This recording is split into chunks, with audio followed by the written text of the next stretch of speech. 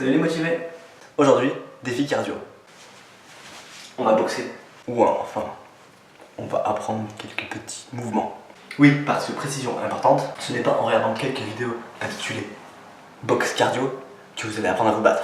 En tout cas, pas mes vidéos. Je n'ai pas cette prétention. J'ai fait un peu d'arts martiaux pendant quelques années. C'est pour savoir que ce n'est pas seul quand on apprend ce genre de choses. Au mieux, quelques trucs, mais rien de tel qu'un vis-à-vis. Un sparring partner, un prof, un entraîneur, un maître, un éducateur, un sensei. Voilà, juste pour que vous ne défiez pas le cahier de la cour de récré après cette vidéo.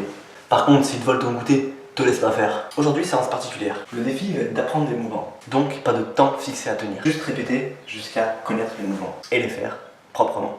Je vous propose de suivre les explications des différents points en même temps que moi. De répéter en même temps que moi. Mais de ne pas passer au point suivant tant que celui auquel vous êtes n'est pas assimilé. Ça veut dire faire pauser s'entraîner, ou arrêt, ou retour rapide pour revoir les mouvements. Et une fois que c'est chose faite, passer au point suivant. T'as pensé à t'échauffer? Nous allons commencer par la position de garde. Elle n'est pas la même selon les différents sports de combat ou arts martiaux. Je vais donc vous en montrer une un peu générale. À vous d'adapter. L'important est tout de même d'être confortable. Pour vous mettre en position, je vous conseille de faire 2 pas. 1, 2. 1, 2. Vous êtes en position, plus ou moins. Les pieds sont un peu plus écartés que lors d'un pas. Il y a un peu plus de poids sur l'avant que sur l'arrière. Vous êtes stable, très important. Vous reposez sur l'intégralité du pied avant et sur le bout du pied arrière. Nous, ce qui nous intéresse, c'est de ça, travailler le mollet arrière. Et on relève la garde. Ça vous fait travailler les épaules. Pour la garde, c'est un peu comme mon dos. Je suis habitué à avoir les mains sur les pommettes, mais vous pouvez les avoir sur le front, légèrement en avant, ou très en avant, ou très haute. Pensez bien, il faut être stable, et on fait pareil de l'autre côté. Je vous parlais de variante. Si vous voulez coller le talon arrière, vous pouvez. Par contre, il ne faut pas que les pieds soient trop près l'un de l'autre. En cas de balayage, on tombe. Il faut aussi que vous puissiez lever un pied ou l'autre, à tout moment. Exercez-vous. Vous pouvez aussi rentrer les épaules et vous fléchir. Pour laisser le moins d'opportunités à votre adversaire de vous attaquer. Mais pour ce qu'on va faire nous, c'est pas bien important. Donc perso, je préfère garder le dos droit. Vous pouvez orienter le genou avant vers l'intérieur. Pour protéger vos organes génitaux, messieurs. Encore une fois ici, c'est pas vraiment important. C'est bon pour la première partie. Mais bien pensez à faire les deux côtés.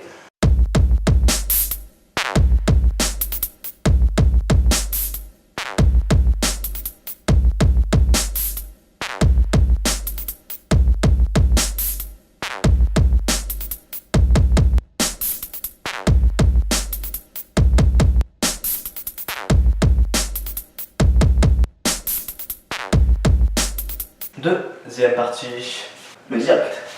C'est un peu compliqué. Il faut envoyer le poing vers l'avant, mais avec toutes les parties du corps. On dirige le poing, le coude se détend, mais aussi l'épaule. Le corps tourne, la jambe arrière pousse, et on revient.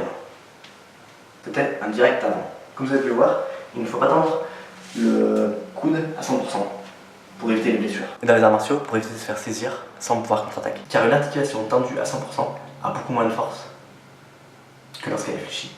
Mais nous ici, c'est surtout pour les blessures. Ne pas donner d'un coup sur les coudes et plus tard sur les genoux pour ne pas créer de micro-lésions. Micro-lésions ou plus grosses. Pour le direct arrière, c'est pareil. Du coup, on dit direct avant quand c'est le point qui est du côté de la jambe avant. Et direct arrière quand c'est le point du côté de la jambe arrière. Logique, mais je tiens à préciser. Pour le direct arrière, c'est la même chose. Le point part, le coude se déplie, l'épaule le suit, et la jambe arrière pousse.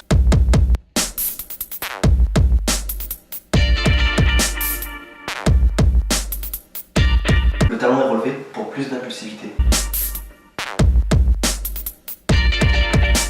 De cette manière, lorsque vous frappez, pas avec la vitesse et la masse d'un poing et d'un bras, mais avec celle de tout le corps. Vous êtes donc bien plus puissant. Mais ici, ce qui importe, c'est que vous bougez tout le corps, donc vous dépensez plus de calories. Et bien pensez à s'entraîner des deux côtés. C'est bon pour la deuxième partie. Allez, on s'entraîne.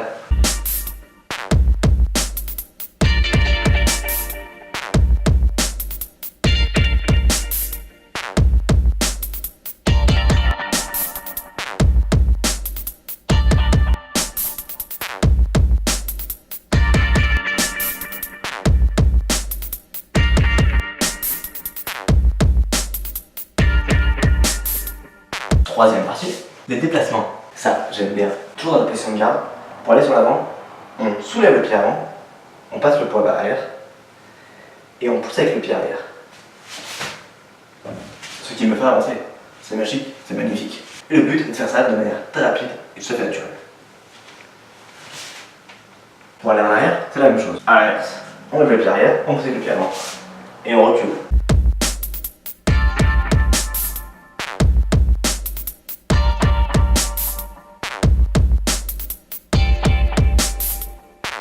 Les côtés, c'est exactement la même chose. Pour aller à droite, on soulève le pied droit, on pousse avec le pied gauche. Pour aller à gauche, on soulève le pied gauche, on pousse avec le pied droit. Comme ça on dirait un peu un robot. Hein. Mais le but c'est s'entraîner jusqu'à être très naturel. Comme si on pouvait marcher comme ça toute la journée.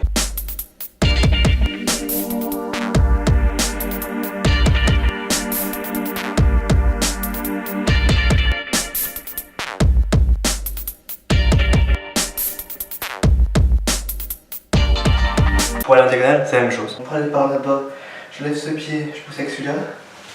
Pour aller par là-bas, je lève ce pied, je pousse celui-là. Par contre, pour aller par là et par là. Et bah franchement, on peut 10 ans d'arts martiaux, j'ai jamais compris. Du coup, je tourne. Tourne autour de son adversaire, ça le rend fou. Ouais, c'est fatigant, mais vu que j'ai un meilleur cadeau que lui, même pas peur. Encore une fois, bien faire les deux côtés. Toujours la même chose. On soulève, on pousse. On soulève, on pousse.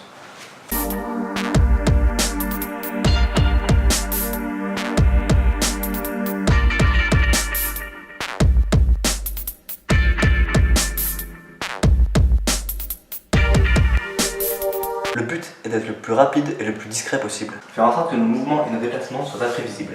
Je te laisse t'entraîner.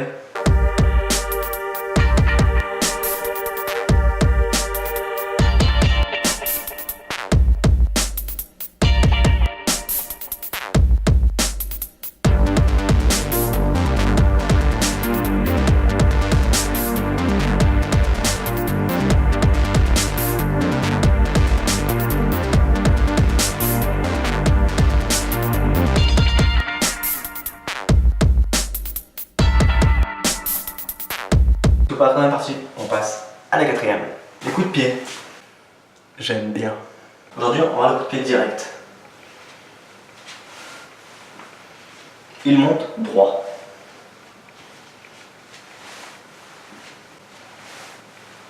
Celui-là, il est plutôt destiné à tout ce qui est partie génitale. Il doit être rapide et vif. Comme pour les poings, il y a un direct avant, un direct arrière. Le direct arrière fait une sorte de balancier.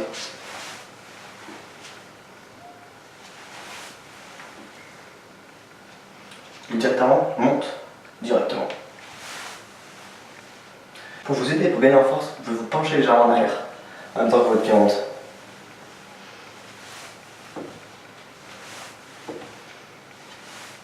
On contrepoids. À l'inverse, il peut être mis en force. Je dis à l'inverse, les deux peuvent être combinés. Mon corps reste au droit, et le pied monte. Très bien longtemps. Et là, c'est presque la même chose, sauf qu'ils viennent plus loin.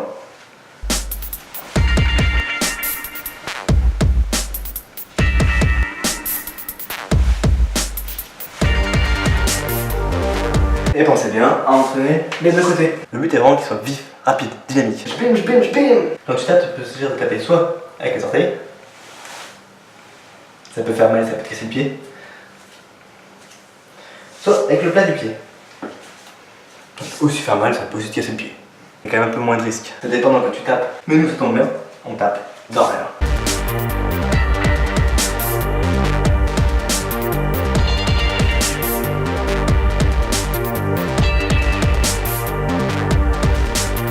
T'as pensé à faire les deux côtés? Allez, je vais t'entraîner.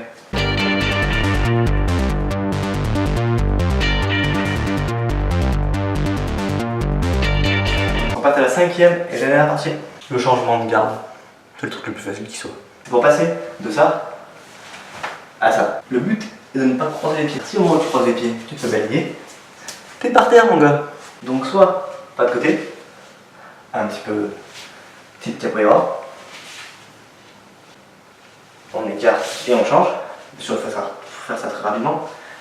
Soit un coup de pied, qui je pense pas mal. Mais bon, changer de garde en combat, c'est pas forcément ce que tu fais de plus. Ah oui, c'est vrai, on n'apprend pas à se battre. Donc, changement par coup de pied. Frappe avec la jambe arrière. Et au lieu de la reposer à l'arrière, comme tu fais d'habitude, tu la poses sur l'avant. Et tu changes de garde.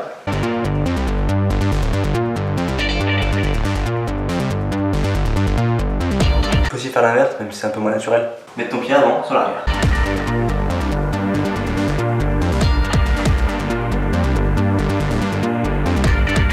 Je te laisse t'entraîner au changement de garde avec coup de pied et sans coup de pied.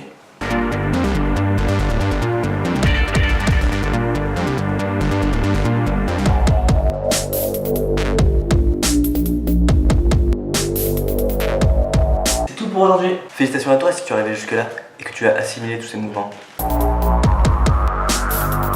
Comme tu l'as compris, on s'en servira plus tard. Pour de vrais séances cardio, tu maîtrises tous ces mouvements, je t'encourage à mettre un pouce vert si tu as aimé ou rouge si tu n'as pas aimé. Si ce n'est pas le cas et que tu voudras faire les prochaines séances cardio box, je te conseille d'apprendre ces mouvements. Même si bon, même sans ces mouvements, tu pourrais t'en sortir en copiant. Il est bien sûr préférable que les mouvements soient propres. Merci d'avoir visionné cette vidéo. N'hésite pas à la partager.